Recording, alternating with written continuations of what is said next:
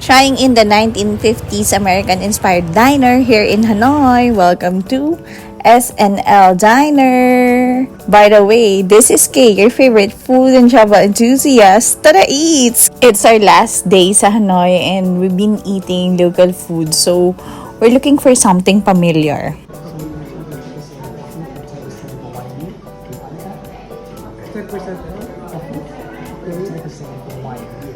Okay.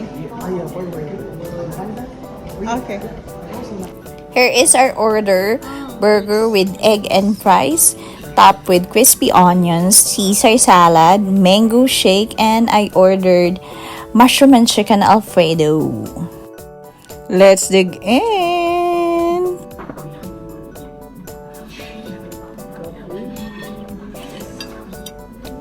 Day 5 in Hanoi.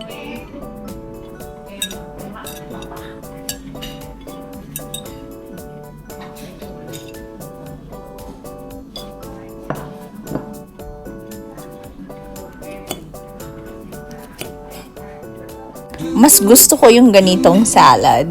Kahit Caesar salad siya, walang dressing kasi the dressing would add up dun sa carbs.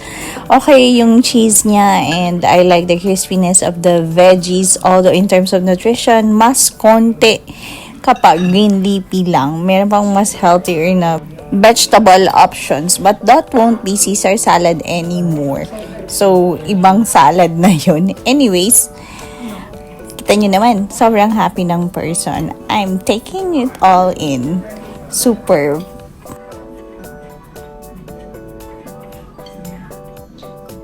Masarap ah. Let's try naman yung sobrang malaking burger.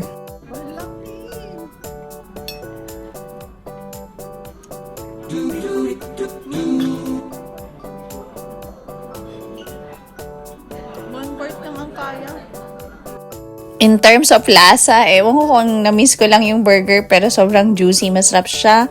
Plus the crispy onion, so it add texture. Yung serving niya sobrang laki, sulit, although hindi siya ganun ka-mura, medyo pricey. Yung fries and crispy onions, in-enjoy ko talaga kasi alam mo yun, sobrang crispy niya on the outside and it's a different flavor, hindi mo lasa na sibuyas siya. So, yeah. Nag-enjoy ako dyan. Pero hindi ko inubos yung burger, ha? I love the white sauce. Sobrang thick. And the cheese is authentic. So, in-serve pa siya ng sobrang init. So, very comforting. Doon sa portion niya, it can accommodate 2 person. Sobrang laki ng serving. Medyo pricey siya. So, kahit medyo madami, pinilit nating ubusin. Natatawa ako dito kasi kung nakita ko yung framing, kakulay ko yung mango shake. This one is sweeter. Mas bet ko to kasi hindi siya apple mango. Yung dun sa Train Street, apple mango. And this one is yellow mango talaga.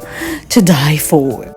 People are always asking me kung paano na maintain yung weight dahil lagi akong kumakain. Well, hindi ko po inuubos lahat ng kinakain ko. And also, hindi naman lagi ganyan kadami yung volume ng pagkain na kinukuha ko. If there are times na pwedeng hindi. So, that's how you make it balance. Follow me for updates, more food trips, and more adventures. I hope nag-enjoy kayo kasi ako, nag-enjoy ako and dapat kayo ay nagutom while watching this. Dahil every story tastes better when shared, lalo na kung cravings mo yan. Kung umabot ka sa part na to, paki-comment down kung anong favorite pasta dishes nyo at kung bakit. That will be all. Ta-ta!